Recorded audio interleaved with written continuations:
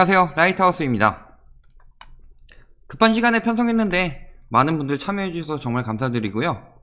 좀 최근에 이제 리센츠 22억 거래됐다고 해서 여러가지 포도기사들 많이 나오고 또 이야기 하시는 분들이 있을 거 아니에요. 투기 조작 유튜버들이나 뭐 기사들이나 하도 호도 많이 해댈 것처럼 보이니까 제가 이거 빨리 팩트 찾아서 체크해보는 시간 갖겠습니다. 자, 오늘 보면 자, 기사 떴죠. 5억 빠졌다, 6억 올랐다, 잠실 리센츠에 무슨 일이 생겼냐, 이런 이야기들 많이 나오죠.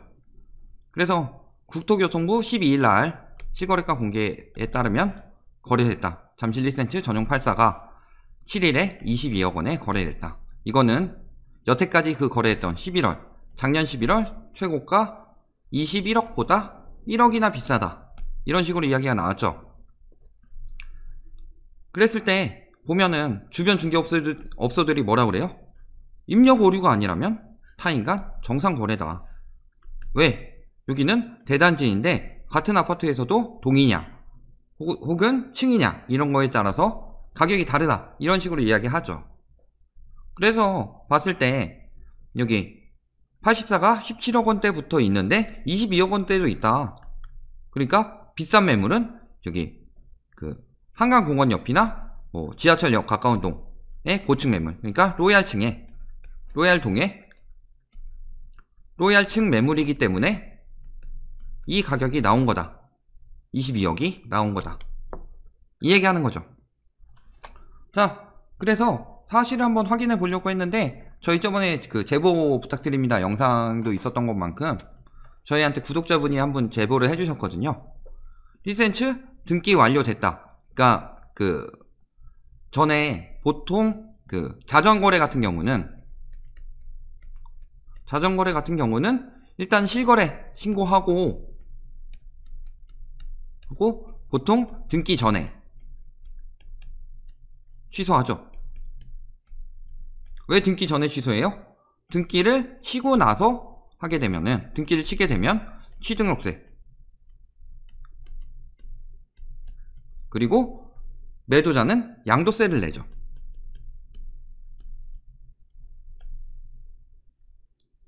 그러니까 이거를 내가 하면서 가격 띄우기를 하는 만큼 손해볼 사람이 어딨겠냐. 등기를 냈는데, 등기를 쳤는데 취등록세 양도세 내가지고 가격 띄워봤자 이거 손해 아니냐, 이런 식으로 이야기 많이 하죠. 자, 그런데 보면은 뭘로 등기됐다? 법인으로 거래했다는 얘기는 많이 돌았죠. 그래서 제가 이거를 직접 한번 확인해 봤습니다. 10일날 잔금, 7일 계약에 10일 잔금 바로 들어갔죠. 엄청 빠르죠. 보통은 계약하고 바로 이렇게 3일 만에 잔금 치르는 경우는 별로 없는데, 거기다가 인근에 그런 소문도 돌았었죠. 특수관계자 거래다. 왜냐면 거래한 부동산이 없다. 그러니까 직거래로 됐으니까 직거래의 경우는 특수관계인일 경우가 많다. 그런데 방금 앞에 기사 같은 데서는 뭐라고 그랬어요? 타인 간 정상적인 거래의 가능성이 높은 것으로 보고 있다. 그래서 직접 한번 확인해 볼게요. 자, 그 전에 지금 계속 이렇게 띄우죠, 이런 거 가지고. 처음에 19억 올렸을 때, 그쵸? 누군가는, 어떤 대강이는 16억 할 때는 엄청 기사 떠놓고서 19억 할 때는 기사 안 뜬다, 그런 얘기 했는데 19억 하자마자 바로 이런 기사들 계속 떴죠. 3억 올랐다, 이런 식으로. 그리고 그 다음에는 5억 빠졌다, 6억 올랐다 하면서 방금 리센츠 22억 뚝뚝 추락했지만 갑자기 신고가 갱신했다, 다시 신고가 기록했다, 다시 뜰 것처럼 이야기 계속 호도하잖아요. 자, 그럼 사실관계를 제대로 확인해 봅시다. 자, 우선 로얄동이라고 했던 210동, 해당 거래가 210동인데 여기가 지금 매매 19억 7천이더라. 그리고 19억 7천의 매물, 그리고 중층이죠. 똑같이 210동인데 얘는 22억에 거래됐더라. 뭔가 이상하다, 이렇게 보이는 거죠. 이 매물이 허위 매물이든가 아니면 이 거래가 허위 거래이든가 이상 거래이든가, 이런 차이죠. 자, 그래서 등기를 떼봤습니다. 등기를 떼봤더니 지금 잠실 리센츠 210동, 아까 얘기했던 210동 11층 호수용 가렸습니다. 그랬을 때 지금 뭐 이런 거 쭉 얘기 나오고, 중요한 거로 넘어가 봅시다. 법인인데, 자, 여기 그 공동명의였죠? 부부로 추정됩니다. 여기 그 최땡숙님과 저기 박땡희님 거래가 어디로 거래됐다? 주식회사 부땡땡 건축사 사무소. 그러니까 일종의 건설사랑 거래가 된 거죠. 그래서 그냥 건설사가 띄웠을 수도 있다 라는 생각이 들죠. 근데 거래가는 22억이다. 그래서 과연 그냥 거래를 한 것인가 봤는데, 이 건축사무소를 직접 찾아봤습니다. 찾아봤더니 대표자 명이 요 가운데 글자 똑같아요. 박땡희님. 앞에서도 얘기했죠. 여기 공동명의 가지고 계신 박땡희다. 같은 이름이더라. 궁금하신 분은 직접 찾아보시고요. 저희도 저작권 걸릴 수 있으니까. 그래서 여기 블로그로 들어가 봐도 대표이사다. 박땡희. 결국 뭐였다? 본인 집을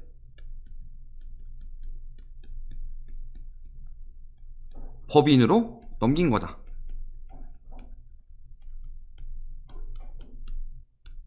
자, 여기에는 두 가지 효과가 있어요. 첫 번째는 뭐다? 첫 번째는 시세 띄우기가 가능하죠. 거기다가 지금 법인으로 넘기기 전에 이게 2009년에 처음 거래된 건물이다 보니까 뭐 양도세, 비과세나 장특공제 같은 혜택을 충분히 받아서 양도세는 많이 절감이 됐을 거다. 그렇죠? 두 번째는 뭐예요? 주택수 분산. 본인 건물을 법인으로 넘겼다. 그러면 어떻게 돼요? 예를 들어 이분이 저는 몇 주택자인지 몰라요. 3주택이다. 혹은 뭐 3주택, 2주택이다. 이런 경우에 보통 우리가 어떻게 했었어요? 증여했죠. 증여해서 명의 분산했잖아요. 그 외에 쓸 수 있는 방법이 뭐가 있었죠? 법인으로 넘기더라도 나의 주택수는 줄더라. 혹은 그 신협 같은데 갑자기 명칭이 기억이 안 나네요. 그런 식으로 분산하는 방법들이 여러 가지가 있더라. 그러면 어떻게 돼요? 어차피 22억으로 띄었다. 신탁이나 이런 쪽으로 넘기는 것도 있죠. 22억으로 띄었다는 것, 이 중에서 굉장히 많은 양도세나 뭐 이런 걸로 세금을 절감한 다음에 9억까지는 절감되잖아요. 비과세 처리되고 장특공제 혜택 받고 2009년도니까 절감한 다음에 법인으로 넘겨서, 법인은 나중에 그 양도세 안 내고 팔 때 취득세로 내죠. 아니, 법인세로 내죠. 세로 처리하겠더라. 즉 결국은 뭐예요?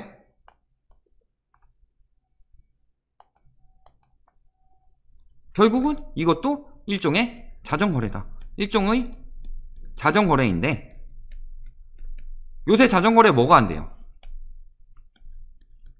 자전거래 후 예전에 취소가 됐는데 요즘엔 이거 안 되죠. 왜? 취소 신고하라고 지금 나왔으니까.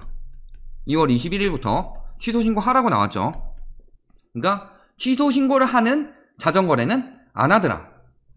그렇죠? 그러니까 자전거래 취소로 가는 게 아니라 이런 걸로 자전거래를 한다는 거죠.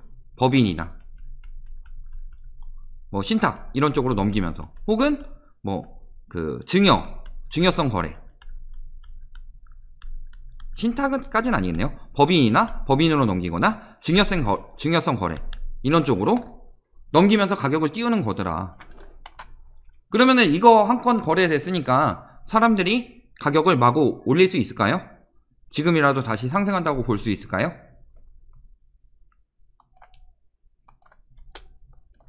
자, 대부분은 대세 하락은 지금 신고가 나와서 대세 하락 아니다. 이런 식으로 이야기하잖아요. 한모랩장님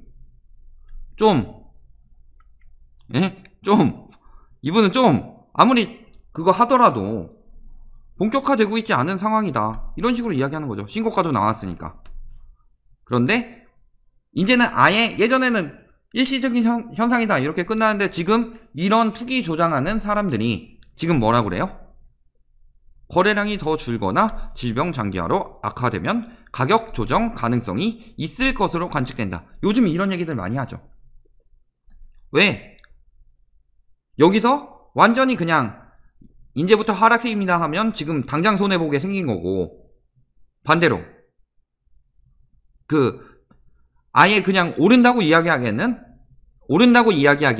나중에 신뢰도에 문제가 생기더라. 그러니까 아직은 아니다 이런 식으로 진짜 나올 때까지, 가격이 뚝뚝 떨어질 때까지. 실질적으로 가격이 이렇게 거래가 잘 안 되고 하락세가 잘 안 나온다는 거는, 조금밖에 안 나온다는 거는 거래가 안 돼서 그런 거죠. 거래량이 감소해서 그런 거잖아요. 그런데 아직 거래량 감소 때문에 거래 지표가 안 뜨니까 아직까지 하락세 본격이 아니다 라고 끝까지 이야기하지만 아니죠. 실질적으로는 이들이 이런 말을 하는 것부터가 지금이 굉장히 위험한 상황이더라. 자, 다른 기사들 볼까요? 지금 금매물 속출 분명히 이야기했죠. 오를 때 호가는 마음껏 부를 수 있죠. 집주인이 결정하는 거니까. 근데 떨어질 때는 손해를 감수하고 하는 거기 때문에 떨어질 때 호가는 봐야 되죠. 오를 때 호가는 예를 들어서 잠실 리센츠 누가 50억 올려놓는다고 해봐요. 그럼 그게 50억 거래라고 볼 수는 없죠. 근데 지금 당장 10억에 올려놓는다고 하면 당장 거래할 사람들이 널렸죠. 그러니까 지금 금매물이 속출한다는 건 뭐예요? 하락 신호다. 근데 아직 이 금매물이 사람들이 만족할 만한 가격의 금매물이 아니기 때문이죠. 자, 7억원 내림 아리팍이죠. 아리팍에 대해서는 그런 얘기 많이 하죠. 뭐 저번 최고가 거래는 조망 잘 나오는 로얄층이고, 그 다음에 가격 7억 떨어진 거는 뭐다? 저층이다. 이런 얘기 하는데 이거 뭐라 그래요? 그래도 1억에서 1억 5천, 인근 호가에 비해서 1억에서 1억 5천 이상은 떨어졌다 얘기하잖아요. 어쨌든 그래도 떨어진 거죠. 강남이요. 마영성 이제 퍼졌죠. 마영성 뚝뚝 떨어지고 있죠. 심지어는 계약금 2억까지는 아니고 1억 8천 계약금 했는데 매매가가 3억 떨어지니까, 그 틈에 3억 떨어지니까 차라리 계약금을 포기하자. 그래서 1억 8천이나 되는 돈을 가지고 계약금을 포기하는 사람도 나타났더라. 자, 이 정도가 심각한 거죠. 정말 가격이 떨어지더라도 계약금을 포기하기는 쉽지 않죠. 지금 당장 3억 떨어졌다고 해도 내가 나중에 다시 오를 것 같으면 그냥 사잖아요. 그런데 이런 고가 거래, 반포동이면 굉장히 고가 아파트죠. 반포동 고가 거래도 하다가 지금 계약금을 포기하는 사람이 나타났더라. 그렇죠? 그 다음에 지방으로 가보면 과천 떨어졌죠. 그 다음에 분당 떨어졌죠. 이런 상황이더라. 자, 그러면은 강남 떨어지는데 이거는 강남만의 일일까요?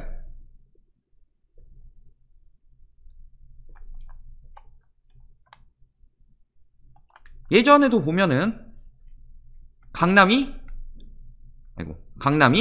먼저 떨어지고, 강남 재건축부터 우선적으로 떨어지고. 왜냐면은 재건축 아파트라는 건 완전 투기성 거래잖아요. 시세 차익을 보던가 아니면 재건축해서 거기서 남는 차익을 보겠다든가. 그렇죠? 재건축을 살기 위해서 저 비싼 가격을 주고 들어가진 않죠. 여기서 강남 일반 아파트, 여기서 이제 마용성이나 노도강, 금강구, 노도강, 금강구 등 수도권. 이런 식으로 퍼져가죠.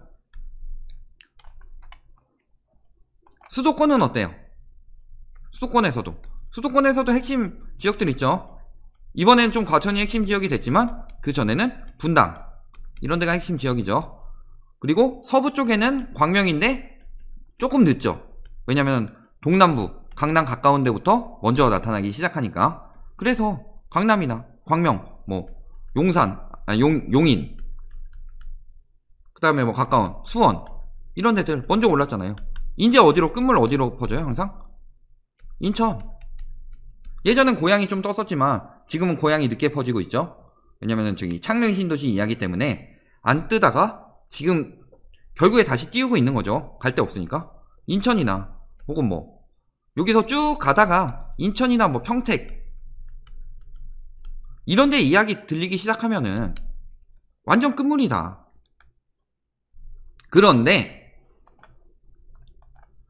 리센츠 22억 거래 하나로, 그쵸? 그래, 이렇게 얘기했는데 지금 보면 어떻게 돼요? 서울 재건축 일반 아파트값 지금 떨어지고 있다고 하죠. 집값 하락세, 수도권 외곽으로 퍼지고 있다. 상승폭 줄어들고 있죠. 서울 아파트 연속으로 하락하고 감정원에서 지표 점점 더 커지고 있죠. 그리고 지방도 하락 전환하는데 늘어났더라. 자, 수도권에서는 인천 평택 떨어지면 끝인 거고, 뭐 이런데 오르고 있다. 아이고 그러면은 지금 인천이나 평택 사야 되겠다. 이게 아니고 여기 오르고 있다는 게 끝물이라는 거죠. 풍선 효과라는 거는 금방 꺼져요. 지방 어떻게 돼요? 대대광 어떻게 될 것 같아요?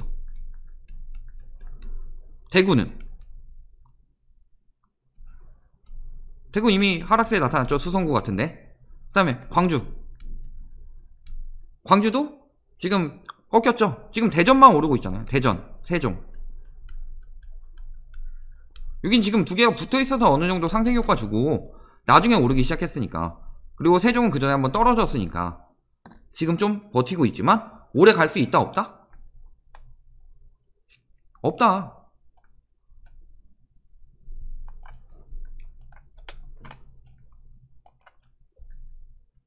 자, 결론 말씀드릴게요. 첫 번째, 리센츠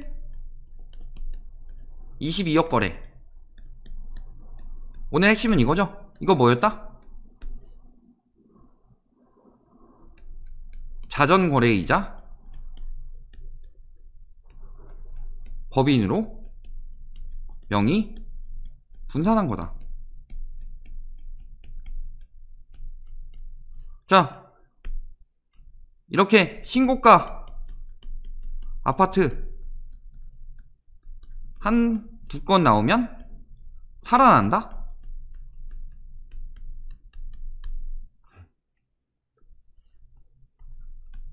절대 그런 일 없을 것이다.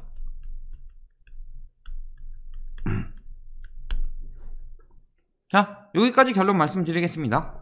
Q&A 같은 경우는 뭐 지금 좀 제가 받아들이긴 좀 그렇고, 앞으로도 분명히 저희 지금 또 불만 가지신 분들 많아요. 무슨 얘기를 하냐면은 왜 니 할 거나 잘하지 남들 까냐, 뭐 이런 이야기들 하시는 분들 많죠.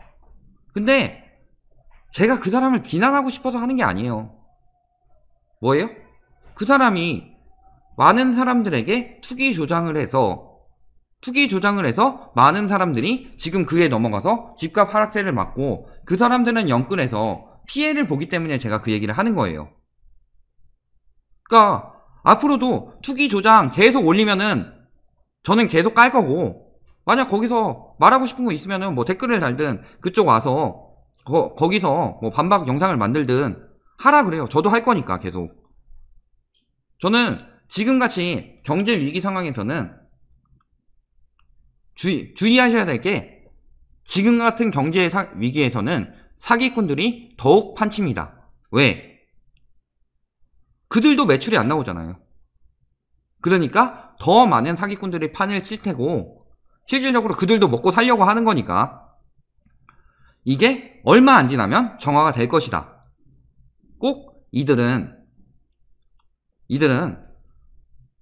얼마 안 지나면서 지표 나오면은 자기가 할 말들이 없어진다. 근데 그동안에는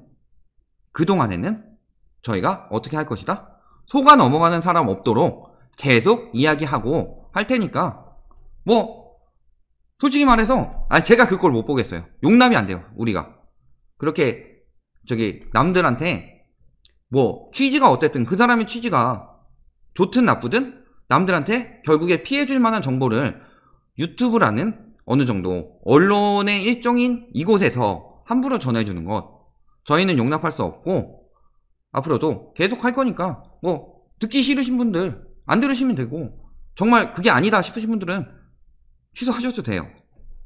저희는 이런 부분에 결코 지지 않겠다. 이런 부분 마지막으로 말씀드리겠습니다.